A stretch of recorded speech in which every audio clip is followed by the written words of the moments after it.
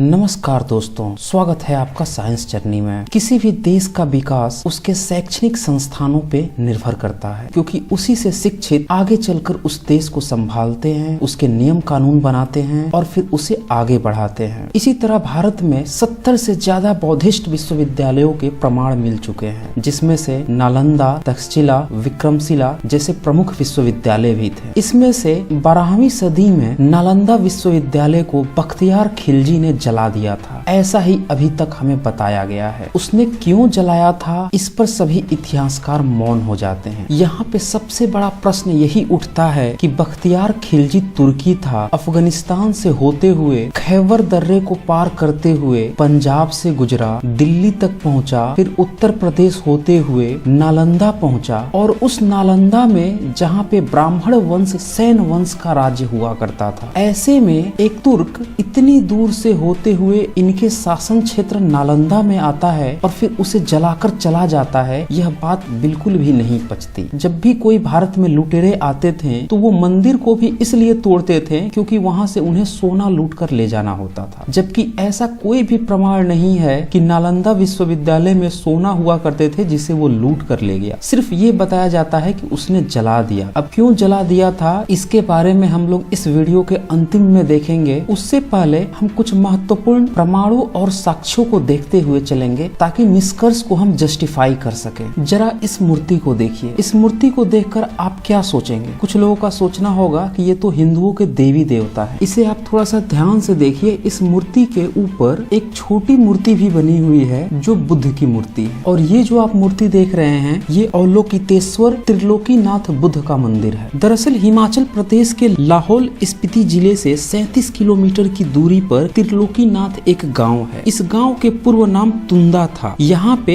यह अवलोकितेश्वर बुद्ध की मूर्ति आज भी विराजमान है, जिसको 10वीं शताब्दी में वहाँ के स्थानीय शासक दीवानजा राणा ने एक व्यवस्थित मंदिर का रूप देते हुए स्थापित किया था। अब जरा सोचिए, अगर इसी मूर्ति के ऊपर से बुद्ध की मूर्ति हटा दी जाए तो ये हिंदुओं की देवी देवता दिखने लगेंगे। चलिए कुछ और आपको दिखाता हूँ। अब जरा इस मूर्ति को देखिए। ये मूर्ति इसी नालंदा विश्वविद्यालय का जो खंडहर है वहाँ पे जो संग्रहालय है उसमें ये मूर्ति है, और इस मूर्ति में 4 हाथ आपको दिख रहे होंगे। इस मूर्ति को भी कोई ये कह सकता है कि ये हिंदू के देवी देवता है, लेकिन मैं आपको बता दूं, आप इसके बॉटम में देखें, यहाँ पे अवलोकितेश्वर दिया हुआ है, 10वीं सदी का है। अब आप सोच रहे होंगे कि बुद्ध के 4 हाथ कैसे हो सकते हैं। कुछ और प्रमाण दिखाता हूँ। जरा इन मूर्तियों को देखिए। इसमें बीच में शाक्यमुनि बुद्धा है, लेफ्ट साइड में अवलोकितेश्वर है और राइट साइड में गुरु पद्मा संभावा है। इसमें लेफ्ट साइड की अवलोकितेश्वर बुद्ध की अगर मूर्ति देखें तो इनके सर पर पीछे 3 और मूर्तियां हैं, जबकि आप इस मूर्ति को ध्यान से देखें तो यहाँ पे बहुत सारे हाथ बने हुए हैं, और ऐसी ही मूर्तियां हिंदू धर्मों में भी पाई जाती हैं। अब जरा ये सोचिए कि ये 10वीं सदी की मूर्तियां हैं, और उस समय आज के ब्राह्मण धर्म का एक भी सिंगल मूर्ति नहीं मिला है, न किसी ब्रह्मा का, न विष्णु का, न महेश का, और न किसी और देवी देवता का। अब आप यहाँ पे सोच रहे होंगे कि मैं यहाँ पे बुद्ध की मूर्तियों को क्यों दिखा रहा हूँ, तो जरा एक और मूर्ति आप देख लीजिए। अब इस मूर्ति को ध्यान से देखिए। इस मूर्ति को देखते हुए आप कह सकते हैं कि ये तो बुद्ध की मूर्ति है, लेकिन अगर आप इसके बैकग्राउंड पे देखें तो यहाँ पे लिखा हुआ है श्री तैलिया भंडार भैरव बाबा, बड़ा गांव नालंदा। ये नालंदा कैंपस का ही है। अब आप यहाँ से सीधे सीधे एक कंक्लूजन निकाल सकते हैं कि जो आपको दिख रहा है उसका ठीक उल्टा बताया जा रहा है, और ये लोग कौन है जो मंदिर खोदकर गुरु घंटाल बन के बैठे हुए हैं। अब जरा सोचिए, इस यूनिवर्सिटी को 19वीं सदी में पहली बार अलेक्जेंडर कर्निघन ने खोजा था, और ये गुरु घंटाल तब कहाँ थे? जो लोग हजारों और लाखों साल पुराना अपने धर्म ग्रंथ बताते हैं कि तब से ये होते हुए आए हैं, उन लोगों को भारत के इस ज्ञान विज्ञान केंद्र का पता न था। और जब एक अंग्रेज ने इसे 19वीं सदी में खोज निकाला तब वहाँ पे एक बुद्ध की मूर्ति बैठाकर उसे भैरव बाबा बता रहे हैं। जरा सोचिए, ये षड्यंत्र नहीं है तो और क्या है? आपको इतिहास का पता कैसे चलेगा? आखिर इतिहास होता क्या है? यहाँ पे मुझे डॉक्टर भीमराव अंबेडकर जी का एक कोट याद आता है। उन्होंने कहा था, जिस कौम को अपना इतिहास नहीं पता हो वह कभी इतिहास नहीं रच सकती। तो फिर इतिहास का पता चले कैसे? क्या सत्य है, क्या गलत है? जो आपको इतिहास बताने बैठे हैं वो तो कुछ और ही बताए जा रहे हैं। ऐसे में यह समझना जरूरी है कि इतिहास क्या होता है। दरअसल इतिहास को आप 3 भाग में डिवाइड कर सकते हैं। पहले भाग में मान्यतावादी लोग आते हैं। ये वो धार्मिक लोग हैं जो तरह तरह की फर्जी कथा कहानी बनाकर अपनी धार्मिक ठेकेदारी की दुकान चलाते हैं और अपनी इन बेसिर पैर की कथा कहानियों को इतिहास बताते फिरते हैं। दूसरे केस में पाठ्यक्रम की इतिहास की पुस्तकें हैं जो सरकार द्वारा संचालित होती है और जो राजनीति की शिकार हो जाती हैं। जो सरकार आती है वैसा ही वो इतिहास पढ़वाने लगती है। तीसरे कैटेगरी में पुरातत्व इतिहास आता है। इसमें जो इतिहास लिखा जाता है वो जो भी उत्खनन के दौरान प्रमाण मिलते हैं या समकालीन जो नोट्स मिलते हैं उन दोनों का मिलान कर वेरिफिकेशन कर जो इतिहास बनता है उसे प्रस्तुत किया जाता है और यही पिछले दोनों की तुलना में सबसे ज्यादा प्रमाणिक होता है। अब आपको तय करना है कि आप प्रमाणिक इतिहास पढ़ना चाहते हैं या इन गुरु घंटालों की कथा कहानी को इतिहास समझकर वास्तविक इतिहास से दूर रहना चाहते हैं। ऐसे ही पुरातात्विक इतिहासकारों में एक इतिहासकार हैं राजीव पटेल जी, जिनकी अभी एक किताब आई है वैदिक युग का घालमेल। यह बहुत ही बेहतरीन पुस्तक है, इसे आप सभी को जरूर पढ़ना चाहिए। इसका मैंने डिस्क्रिप्शन में लिंक दे दिया है और उसी के रेफरेंस से मैं यहाँ पे नालंदा विश्वविद्यालय का वास्तविक कारण क्या था उसके बारे में बताऊंगा। दरअसल नालंदा विश्वविद्यालय वर्तमान बिहार राज्य में पटना से 88.5 किलोमीटर दक्षिण पूर्व और राजगीर से 11.5 किलोमीटर उत्तर में एक गांव है, वहीं पे यह स्थित है। 19वीं सदी में अलेक्जेंडर कर्निघन ने इस विश्वविद्यालय की खोज की थी। यहाँ 10,000 छात्रों को पढ़ाने के लिए 2,000 शिक्षक थे। कई सारे विदेशी यहाँ पे पढ़ने आते थे, जिसमें से हैनसोंग और इत्सिंग ने कई वर्षों तक यहाँ पे पढ़ाई भी की थी और उनने अपने यात्रा वृत्तांत में बहुत कुछ इसके बारे में लिखा है। हैनसोंग ने लिखा कि सहस्त्रों छात्र नालंदा में अध्ययन करते थे और इसी कारण नालंदा प्रख्यात हो गया था। दिन भर अध्ययन में बीत जाता था, विदेशी छात्र भी अपनी शंकाओं का समाधान करते थे। इत्सिंग ने लिखा है कि विश्वविद्यालय के विख्यात विद्वानों के नाम विश्वविद्यालय के मुख्य द्वार पर श्वेत अक्षरों में लिखे जाते थे। इस विश्वविद्यालय में भारत के विभिन्न क्षेत्रों से ही नहीं बल्कि कोरिया, जापान, चीन, तिब्बत, इंडोनेशिया, वर्मा, मलेशिया, लंका जैसे अन्य देशों से भी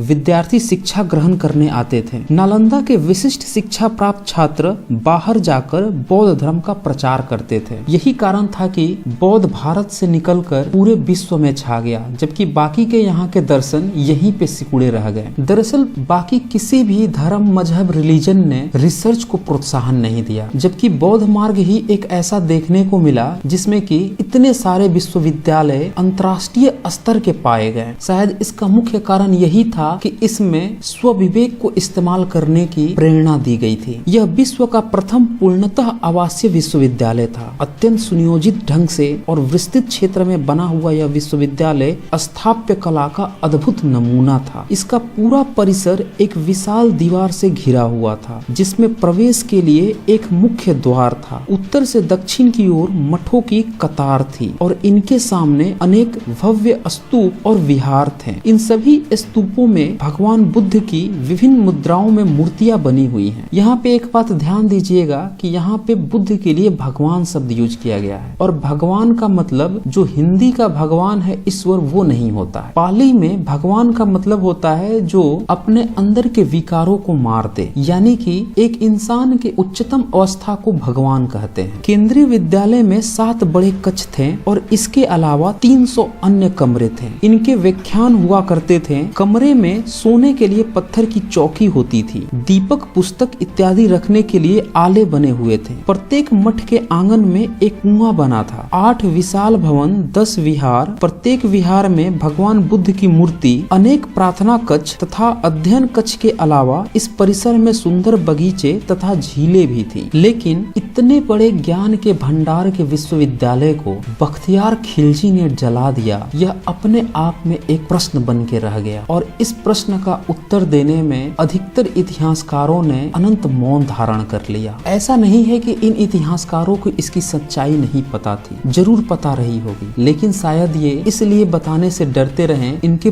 पूर्वजों के षड्यंत्रों की कहीं पोल पट्टी न खुल जाए। इसी किताब में आगे ये लिखते हैं, बौद्ध भिक्षु शांतिप्रिय हुआ करते थे। ऐसे में उनके विद्यालयों को, उनके किताबों को जलाने में बख्तियार खिलजी को कोई फायदा न था, फिर भी उसने जला डाला। तो आखिर इसके पीछे कारण क्या था और उस कारण के लिए ये उस समय की जो राजनीतिक भूमिका भूमिका थी राजाओं की उसके बारे में भी बताते हैं। ये बताते हैं कि आज के बिहार और बंगाल वाले भाग पर 12वीं शताब्दी के मध्य तक पाल वंश के अंतिम शासक गोविंद पाल की सत्ता थी। वो बौद्धिस्ट थे। उसके तुरंत बाद इस क्षेत्र की सत्ता सेन वंश जो कि ब्राह्मण वंश था, उसने पाल वंश को पराजित करते हुए उस क्षेत्र को अपने कब्जे में ले लिया। ये वही ब्राह्मण सेन वंश था जिसने ब्राह्मणी मान्यता के अनुसार सबसे ज्यादा मंदिर बनवाए और जितने भी बौद्ध मठ थे उन सब का ब्राह्मणीकरण किया था। अब आप लोग स्वयं सोचें कि उस समय नालंदा क्षेत्र का शासक लक्ष्मण सेन जो कि ब्राह्मण वंश का था, उसने बख्तियार खिलजी का विरोध क्यों नहीं किया, जबकि महाविहार 6 महीने तक लगातार जलता रहा। बौद्ध भिक्षु मार दिए गए, स्थानीय जमींदार और राजा द्वारा आग बुझाने का प्रयास भी नहीं किया गया और न ही ऐसा कोई प्रमाण मिलता है कि वहाँ के जितने भी आचार्य प्रचार्य थे उनको किसी ने बचाने का प्रयास किया। लेकिन अभी भी सवाल यही है कि जब बख्तियार को कोई फायदा नहीं था, फायदा यहाँ ब्राह्मण वंश को था, लेकिन जलाया तो बख्तियार ने, आखिर उसने ऐसा क्यों किया? तो इस पुस्तक में ये लिखते हैं कि 1210 ईस्वी के आसपास 1199 से 1203 के बीच में यह जलाया गया और इसी के आसपास तबाकत ए नासिरी पुस्तक के लेखक मिनहास उस सिराज अपने किताब में लिखते हैं कि बख्तियार खिलजी को एक जानलेवा बीमारी हो गई थी। उसकी बीमारी को ठीक करने का दावा एक ब्राह्मण वैद्य ने किया और शर्त के रूप में महाविहार को जलाने की मांग रखी। जब उसकी दवाई से बख्तियार ठीक हो गया तो शर्त पूरा करने के लिए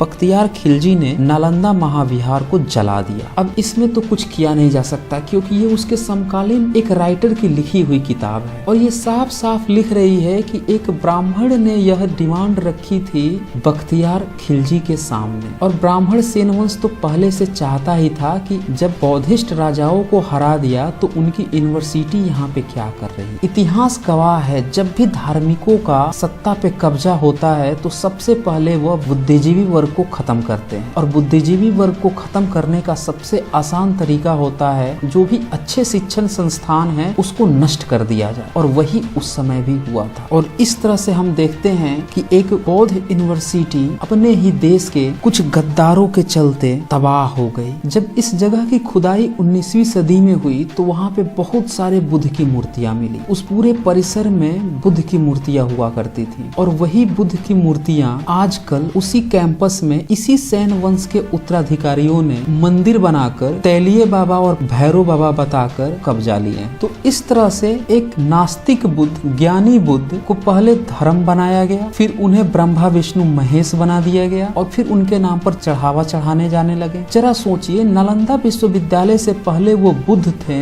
और आज की डेट में वो तरह तरह के देवी देवता बन गए। ये है पाखंड धर्मों का। कल की डेट में जो हमारे महापुरुष हैं, यूनिवर्सिटीज के बाहर उनकी मूर्तियां लगती हैं या चौराहे पर लगती हैं, उनके ऊपर कोई मंदिर बना के और चढ़ावा लेने का धंधा शुरू कर दे और कहे हम इनके नाम पर एक धर्म चला दिए। वही हुआ बुद्ध के साथ भी, बुद्ध धर्म बना दिया। और जिन लोगों ने बुद्ध धर्म का विरोध किया तो फिर बुद्ध को ही सिंदूर, टीका, कपड़े बदलकर ब्रह्मा विष्णु महेश और दुर्गा और काली बना दिया। शुरू हो गया एक नया धंधा। तो ये है भारत का एक्चुअल इतिहास। आप समझ सकते हैं कि नालंदा विश्वविद्यालय जलाने के पीछे कितना बड़ा षड्यंत्र रहा था, कैसे एक मार्ग को धर्म में बदल दिया गया और इस सच्चाई को दबाने के लिए तरह तरह की फालतू फालतू किताबें लिखी गई। एक खास बात इस नालंदा विश्वविद्यालय की ये रही कि यहाँ पे जो प्रमाण मिले हैं उसमें न तो संस्कृत मिला और न ही कोई धार्मिक ग्रंथ। और मिलता भी कहाँ से, क्योंकि ये सारी देवी देवता और ये कथा कहानी तो इस विश्वविद्यालय के नष्ट होने के बाद बनी है। वहाँ पे पाली के प्रमाण मिले हैं, वहाँ पे अन्य क्षेत्रीय भाषाओं के प्रमाण मिले, लेकिन संस्कृत का एक सिंगल प्रमाण नहीं मिला। तो इस तरह से ये पूरे के पूरे ढकोसले इसी 10वीं 12वीं सदी के बाद से हैं, जबकि इनकी शुरुआत 8वीं सदी से ही अंकुरित होने लगी थी। अगर आपको इसके बारे में और डिटेल्स चाहिए, ये जो आजकल ब्राह्मण धर्म में तरह तरह के शैव, शाक्त, वैष्णव और भी जितने मंत्र पथ बने हैं, ये कैसे बुद्ध को ही तोड़ मरोड़ कर बनाए गए हैं, तो आप इस वैदिक युग के घालमेल को जरूर पढ़ें। डिस्क्रिप्शन में लिंक्स है, वहाँ पे फोन नंबर भी अवेलेबल है, उस पर आप कॉल करके डायरेक्ट उसको मंगा सकते हैं। क्योंकि अगर आप पुरातात्विक इतिहास को ध्यान में नहीं रखेंगे तो फिर ये धर्म के धंधेबाज आपको कथा कहानी सुनाकर इतिहास तो व्हाट्सएप यूनिवर्सिटी और विकिपीडिया यूनिवर्सिटी के थ्रू पढ़ा ही रहे हैं। तो दोस्तों इस वीडियो को ज्यादा से ज्यादा शेयर करें ताकि सभी को पता चल सके नालंदा विश्वविद्यालय को जलाने में यही के कुछ गद्दारों का हाथ रहा था और बख्तियार खिलजी तो सिर्फ एक कठपुतली था। और उसका नतीजा यह हुआ कि यहाँ की जो वास्तविक सम्यक संस्कृति थी वो पूरी तरह से नष्ट हो गई और इसका खमियाजा आगे चलकर पूरे देश को हजारों सालों की गुलामी के रूप में देखने को मिला। तो आज बस इतना ही। धन्यवाद।